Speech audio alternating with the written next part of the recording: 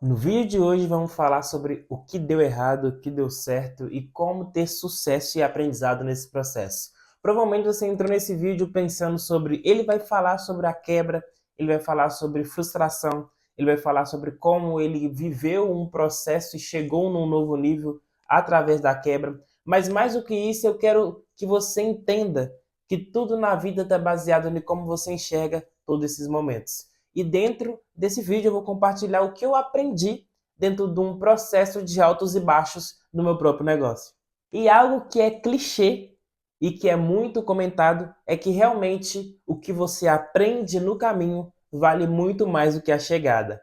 Então, nesse processo, eu atuava principalmente na área do marketing, vamos dizer assim, teve esse processo de prestação de serviços. Geralmente, quando você tem um negócio, geralmente você vai prestar um serviço ou vender algum produto, ou ambos, vamos dizer assim. Ou um processo de intermediação de compra, intermediação de vendas. Hoje em dia, a gente tem uma gama de possibilidades para rentabilizar o nosso negócio. Mas o meu foco era a venda de serviços para outras empresas. É o famoso B2B, vamos dizer assim. O B2C seria quando eu tenho um produto ou serviço que eu vendo para o público final, e o B2B seria um produto focado para empresas, onde eu sou uma empresa que vendo produto para outra empresa. Ou tem um B2B, B2C, que você vende para o público final e para a empresa também. Então tem vários canais de rentabilização. Você consegue montar um negócio com vários públicos-alvos diferentes. E hoje no Brasil, mais de 70% dos empreendedores, das empresas, são micro e pequenas. É o que movimenta a economia. É quem, vamos dizer, que coloca 80% dos trabalhos de carteira assinada.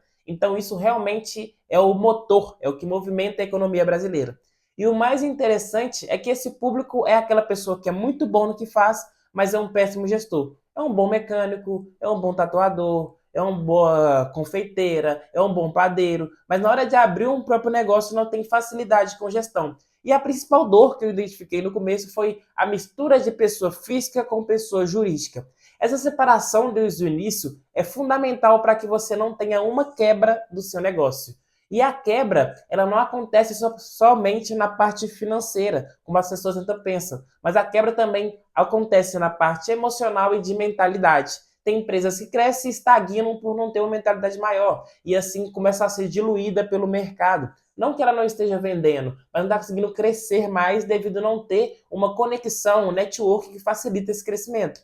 E tem também o caso de quebra emocional, onde a pessoa exige muito de si. Eu gosto do desequilíbrio e o desconforto é o maior motor que você vai ter. O desconforto vai ser o que vai mais te atrapalhar nesse processo, que vai mais te ajudar. Porque no começo você não vai ter muitas pessoas para te ajudar, porque isso requer investimento.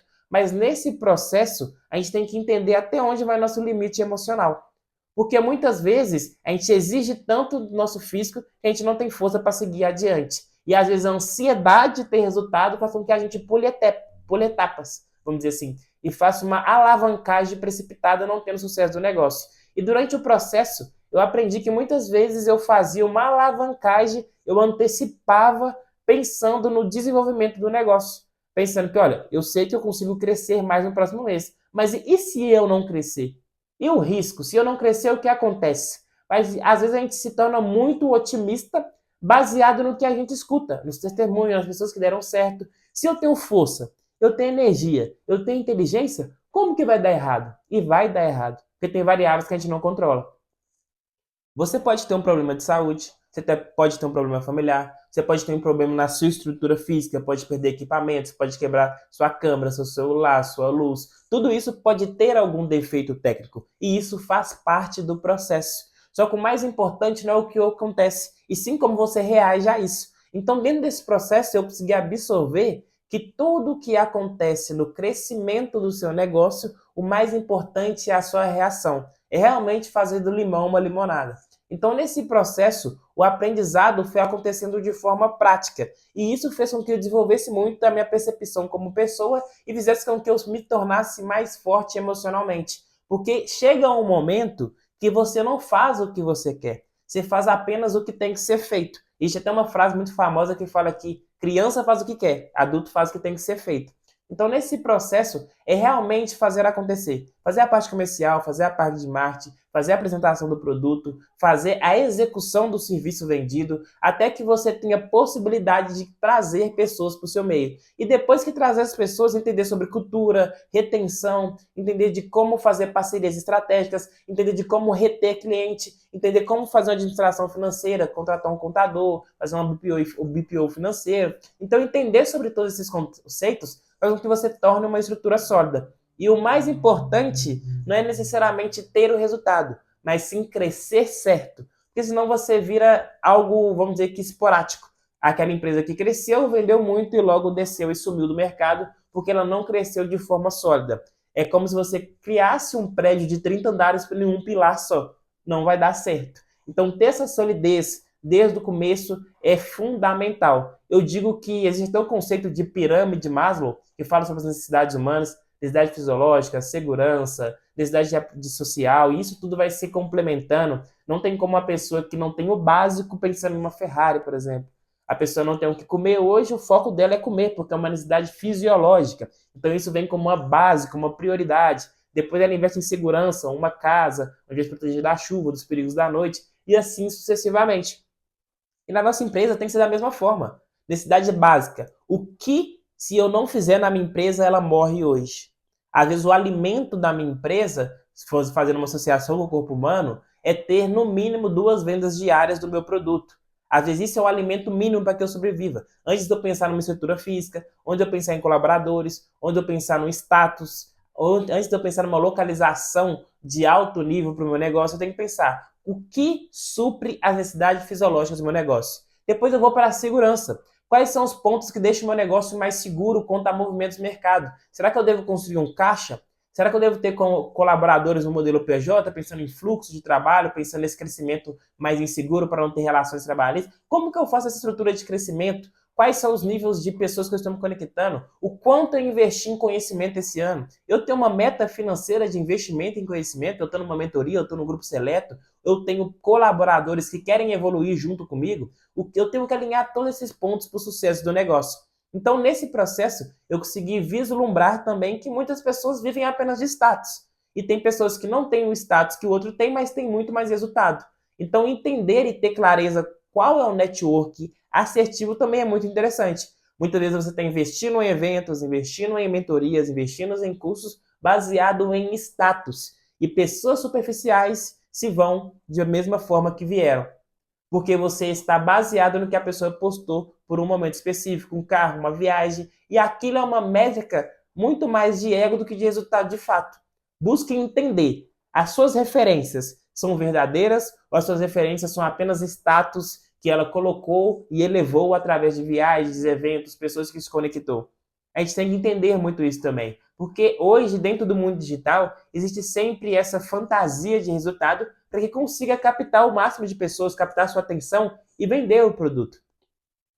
E no seu negócio vai ser da mesma forma, você vai vender um produto para alguém. Só que eu entendi que também quem não é visto não é lembrado. Então não adianta você ter um ótimo produto, o seu melhor cameraman, como diz o Cristiano Ronaldo naquela brincadeira, ser o melhor jogador de futebol, ser o melhor youtuber, ser o melhor confeiteira, mecânico, independente de qual seja, se você não tiver uma visibilidade. Criar visibilidade, fortalecer seu marketing, fortalecer seu negócio. E dentro do processo, bom que eu já prestava serviços de marketing, eu aprendi que isso era fundamental dentro da empresa do meu cliente, mas muitas vezes eu não conseguia ter o mesmo nível de excelência de estratégia no meu próprio negócio. Então é o famoso casa de ferreiro e espeto de pau. Então a gente tem que entender também que a aplicação do nosso serviço tem que ser efetiva dentro do nosso negócio também. Se o meu negócio envolve em ajudar outras empresas, ajudar outras pessoas, o quanto isso está sendo impactado internamente? O meu colaborador consome o meu produto? Ou melhor, o meu produto final, que é entregue ou a empresa ou o cliente final, vamos dizer assim, ele é divulgado por eles? Será que eu tenho um feedback espontâneo ou meu feedback ele tem que sempre ter uma bonificação? O que tem feito com que o meu produto consiga crescer no mercado? Quais são os principais concorrentes? Fazer uma pesquisa de benchmark, o que eles estão fazendo? Quais são as principais aversões do meu cliente? Para que eu consiga ter assertividade nessa abordagem? Qual abordagem faz mais sentido? Qual é o melhor canal de captação? Eu tenho que reunir métricas porque eu entendi que dentro desse processo, métrica é essencial. Uma empresa que não tem métrica é uma empresa que anda às cegas. Ela não consegue enxergar o próximo degrau. Porque enquanto o seu concorrente já traçou o planejamento estratégico dos próximos 2 anos, você está pensando no próximo dia. A sua visão está numa visão de funil e não está numa visão ampla, onde consegue enxergar os próximos passos, os próximos movimentos no mercado. Ainda que a gente não consegue prever, a gente consegue se preparar para isso. Então, quando o planejamento estende apenas um valor monetário, eu quero faturar 50 mil, ou quero ter mais 2 colaboradores, ela vai para algo mais detalhado, algo com métricas assertivas, você consegue ter um resultado relevante muito maior. Nesse processo vai ser desconfortável. Como eu disse no início, o desconforto vai ser o seu maior amigo nesse processo. E eu acredito muito no desequilíbrio. A única chave de você ter sucesso relevante em qualquer área da sua vida é tendo um desequilíbrio. O equilíbrio é o que é te vendido na internet, mas isso é para quem já chegou lá. É a pessoa que está te falando que você tem que ter equilíbrio, ela já desequilibrou antes. Ela ficou 10, 15 anos trabalhando duro, trabalhando firme, trabalhando com estratégia, com performance, conectando com pessoas, indo em eventos, viajando, fazendo tudo o que é necessário para ter resultado. Para hoje ela falar sobre o equilíbrio. Mas esse não é o seu momento. Então conecte-se com pessoas que também estão nesse processo, para que vocês consigam somar energias, somar motivação, somar ambientes, fazer negócios para que vocês cresçam juntos e consigam ter esse crescimento exponencial do seu negócio. Espero que esses insights que eu captei nesse processo, isso é apenas a ponta do iceberg, a gente pode fazer novos vídeos aprofundando, mas que tenha somado no seu negócio, somado nos seus planos, nos seus projetos e que possa galgar esse projeto conosco. Então, se você gostou, se inscreva, curte e tenho certeza que vai ter novos momentos que você vai conseguir compartilhar a sua história e vamos somar conteúdos ou aqui ou nas outras redes sociais. Até a próxima!